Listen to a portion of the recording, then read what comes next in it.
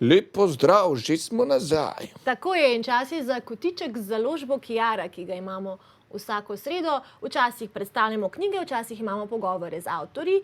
Tokrat predstavljamo knjige in predvsem eno specifično knjigo, to je knjiga Sinhroniciteta, prebujanje celote, avtorja Adriana Predraga Kezeleja in ima še tak podnaslov, kako sinhroniciteto učinkovito uporabljati v vsakdanjem življenju. Tako da gre tudi za knjigo, ki ima praktične napotke. Bom prebrala za začetek kar čisti začetek uvoda. Vprašanja so v uvodu, tako da Rok razmisli. Okay. Ste se kdaj poskušali pogovoriti z življenjem? Ste ga skušali kaj vprašati? Prepričan sem, da ste že kdaj pogledali v nebo in zaupili. Nebo, zakaj se to dogaja ravno meni? Tu in tam to počnemo vsi. Toda ali ste zares pričakovali odgovor? In če ste ga pričakovali, ste ga tudi dobili? In če ste ga dobili, ali ste ga prepoznali?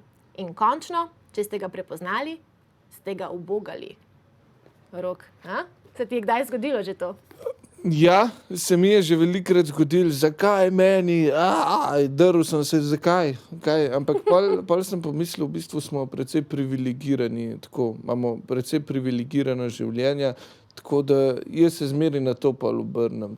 Ja, ampak v bistvu ta knjiga se tega loteva na malce drugačen način, v bistvu nam lahko pomaga pri tem, kako znake, ki jih morda vidimo in izgledajo v resnici kot neka naključja, lahko uporabljamo v svoj prid, ker nam v bistvu, lahko bi temu rekli, sporočajo, celota nam sporoča, kako ravnati oziroma nam lahko pomaga, da živimo bolj v skladu s celoto, bolj pretočno. Pa da znamo v bistvu, se pravi, prepoznati in prisluhniti tem znakom. Tem znakom in seveda jih potem tudi uporabiti v svoj prid. V bistvu pojem sinhronicitete je v temu zahodni svet popeljal Carl Gustav Jung. In v bistvu tukaj gre za časovno povezanost dveh vzročno nepovezanih dogodkov. Se ti je že kdaj zgodilo, da so se kakšne zadeve tako povezala, da je delovalo, kot da je naključje, pa se ti je zdelo, to je preveč čudno, ne more biti kar naključje. Ja, že večkrat. In take stvari meni v bistvu so mi dale nekako vero v nekaj več, v Boga lahko rečemo. No, tukaj v sinhroniciteti prebujanja celote ne govori toliko o Bogu, ampak govori o zavesti in kako smo v bistvu vsi povezani, ker smo del te celote in kako nam zavestne, ker smo mi v bistvu kot neki prstki, recimo temu, da zavest oziroma celota je nek organizem in vsak od nas je recimo nek prstek ali pa nek del tega organizma in zato nam celota s pomočjo sinhronicitete sporoča sporočila, kako lahko mi delujemo in s pomočjo te knjige lahko ugotovimo, kako celota v bistvu komunicira z nami, kako to uporabiti. Ima več tudi praktičnih vajic, na vsake toliko časa v takih sivih okvirčkih. Prva vaja, druga vaja, tretja vaja, tako se vse tukaj notri piše. In je v bistvu zelo zanimiva knjiga, ki je pa tudi sama nastala s pomočjo recimo temu sinhronicitete. Namreč pred več kot 20 leti je Adrian napisal knjigo, ki se je imenovala Skrivene poruke, skrivena značenja, ni bila prevedena v slovenščino, zato hrvaški naslov. In pred nekaj leti se je založba Kiara odločila, da bi pa oni dali to knjigo prevesti in bi jo izdali tudi v slovenščini. In Adrian tukaj notri opisuje, kako je ravno pred meseci, preden so ga oni klicali, razmišljal, če bi res predelal v bistvu to knjigo, če je še aktualna. In potem so ga oni klicali, da bi jo prevedli in najlažje za njega bi bilo v resnici reči, ja, prevedite, pa je to.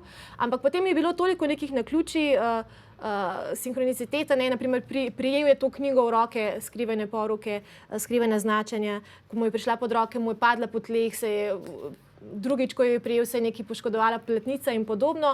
Pogovarjal se je z ljudmi, ki so to knjigo brali, pa čeprav je bila napisana, pred 20 leti, in so mu povedali, da mogoče ni več tako aktualna in je rekel, to so vsi znaki, da je treba v bistvu knjigo ponovno napisati. Tako da je založba Kiara na nek način tudi kriva za to, da se je knjiga predelala in da je zdaj išla čisto na novo v obliki tele knjige Sinhroniciteta, prebujanje celote. Zelo zanimiva knjiga, jaz sem jo prebrala pred leti. Okay. In mi je pomagala. No, jaz moram reči, da bolje zdaj vidim teh sinhronicitete in mi to pomaga v življenju. V stanovanju, naprimer, v katerem živim, sem s pomočjo sinhronicitete prišla sem. Takrat sem bila v enem drugem stanovanju, ki je bilo čisto luštno, tudi zelo cenovno ugodno, pa se mi je ponudila priložnost, da bi šla v to stanovanje, kjer sem zdaj. Sem razmišljala, ne vem, zakaj bi šla, pa se je tam čist fajn. Potem pa je bilo toliko zadev, naprimer srečala sem sorodnico te gospe, pri kateri živim, ki jo nisem srečala že ne vem koliko časa, kar naključno nekje. Pa sem se rekla, opala, ali je to mogoče znak. Potem šla sem na neke plesne zadeve, kjer je bila tema ravno takrat, ko smo prišli, se je odločila mentorica, da bo pa tema sprememba in kako je treba spremembe v življenje uvajati. In potem sem srečala avtomobil, ki je imel registrsko oznako, zdaj ne bom vam povedala, kaj je bilo gor, ker vam ne bi nič pomenilo, ampak za mene je imelo točno določen pomen. Sem si rekla, očitno je znak, da je to prav, da se preselim, in je bila to odlična odločitev. Tako da včasih je dobro takole. Pa bi rekla ti, da ne verjameš v naključja? Ne vedno. Mislim, se mi zdi, da kadar se toliko zadev poklopi naenkrat, da je to nekaj, kar lahko rečemo, neka znamenja, ki jih lahko preberemo in s katerimi si lahko potem v življenju tudi pomagamo. In definitivno o tem govori ta knjiga. Je pa avtor te knjige, Adrian Predrag Kezele, v bistvu zelo plodovit avtor, ki tudi veliko knjig je napisal on, po načelih tudi, oziroma zato, ker je sinhroniciteta do tega pripeljala in morda tudi zato tako veliko piše in tako gladko mu vse steče, ker sledi navodilom, recimo temu.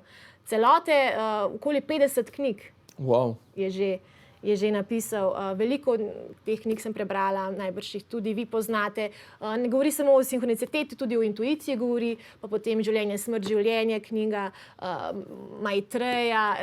Ogromno knjig in tudi delavnice vodi. V bistvu vse to je plod njegovega večdesetletnega raziskovanja življenja in duhovnosti. Veliko knjig piše tudi o zavesti, tako da definitivno tale knjiga je za prebrati, sploh pa zato, ker bomo naslednji teden imeli avtorja, gostili bomo avtorja, v bistvu ne bo tukaj z nami fizično, ker je hrvaški avtor, ampak bo z nami preko Skypa in se bomo pogovarjali o tej knjigi. Tako da svetujem, da knjigo naročite ali pa da si jo izposodite v knjižnici, preberete do naslednjega tedna. Tako, da boste videli. Da bomo lahko se bolj poglobljeno pogovarjali o tej knjigi, ker drugače vseeno bo zanimiv pogovor, ampak če boste knjigo prebrali, vam bo še toliko bolj vse jasno.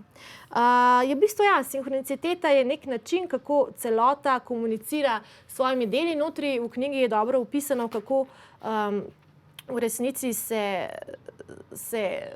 sinhroniciteta javlja, oziroma kako ljudje vidimo, prepoznamo sinhroniciteto glede na to, v katerem stanju, recimo tema osebnostnega razvoja smo, ali smo v stanju žrtve, ali smo v stanju nadzora, sprejemanja ustvarjalne duhovnosti. Tudi zadnjo stanje v resnici je absolutna svoboda, ampak o tem ta knjiga ne govori toliko, so katere druge knjige njegove bolj na to temo, naprimer izkoreninjenje faktorja karme ali pa preboj. Drugače pa zanimivo je tudi to, da ta knjiga, tisti, ki recimo temu bolj živijo v Jurex vesolju oziroma bolj verjamejo vanj, ne bodo toliko lahko dojeli pravi pomen te knjige. Namreč ta knjiga je zapisana po principih oziroma sinhroniciteta je del T-Rex univerzuma, in če se sprašujete, o čem zdaj jaz govorim, je to T-Rex dinozaver ali kaj, T-Rex, Jurex, ne. V bistvu Jurex je način razmišljanja, kjer je, to je iz angleščine, universe is king, Rex je kralj, se pravi vesolje je kralj, zunanji svet je kralj. To je princip, ki ga marsikatera vera še seveda tudi zagovarja, pa seveda znanost. To je, se pravi, da smo mi ločeni od našega zunanjega vesolja. Drugi princip pa je T-Rex, to pa je, da consciousness is king, se pravi, zavest je kralj. To pa pomeni, da v bistvu je zavest tista osnova in da mi v resnici ne moremo vedeti, če izven zavesti kaj sploh obstaja, ali je sploh ločenost med nami in zunanjim svetom. In če te ločenosti ni, potem nam res lahko sinhroniciteta oziroma se lahko kakšne takšne nepovezane dogodki, ki se morda zdijo kot naključja, nam dejansko nekaj sporočajo, ker je to vse del neke celote, ker smo vsi povezani, ker v bistvu je vse skupaj vodi ena zavest. Wow, to je bilo pa zdaj res zanimivo in precej izčrpno. Moram povedati, da tudi jaz marsikatere besede tvoje vsaj na začetku nisem razumel, ampak si kar dobro razložila. Tudi za nas lahko rečemo malo bolj preproste ume. No. To so očala naredile. Res, kaj se je zgodilo? A nam lahko vrneš Mašo nazaj? No? Ne, Maša je šla, Maša je še vedno tu, Maša je tu vedno bila in tukaj je tudi knjiga Sinhroniciteta prebujanja celote, lahko jo naročite pri založbi Kiara, res toplo priporočam, meni je zelo pomagala, tudi vajice, ki so notri, lahko pomagajo, da se bolj. Mislim, lažje je življenje, če slediš toku, če zaupaš tudi. Ne? Včasih je težko, ne? Ker razum govori kar nekaj ti govori razum. Znaki kažejo nekaj drugega in težko je zaupati znakom, ampak ko se enkrat temu prepustiš, vidiš, da je lažje tako življenje in da ti je marsikaj prikrajšano. Pa mogoče, da ne moramo imeti kot ljudje vsega pod kontrolo, da nismo mi gospodarji vsega. Tako, ne? In tukaj si ravno zdaj, ti si omenil kontrolo, to je druga faza osebnostnega razvoja, je kontrola, prva je žrtev, druga je nadzor, potem tretja je pa sprejemanje. Ne? In tukaj se že začnemo lahko igrati sinhroniciteto, ne? Ko sprejmemo življenje takšno, kot je. Ja, mi moramo zdaj sprejeti, da po zanimivi vsebini pač morajo priti oglasi, brez tega ne gre in sprejemanje je eno izmed faz. Sem prav rekel. Ja, no, to je tretje, potem prije pa ustvarjalna duhovnost, tisto je pa, ko se že lahko sam igraš. No, ustvarjalno duhovno ni pa bomo, ko se vrnemo z oglasov. Se gledamo.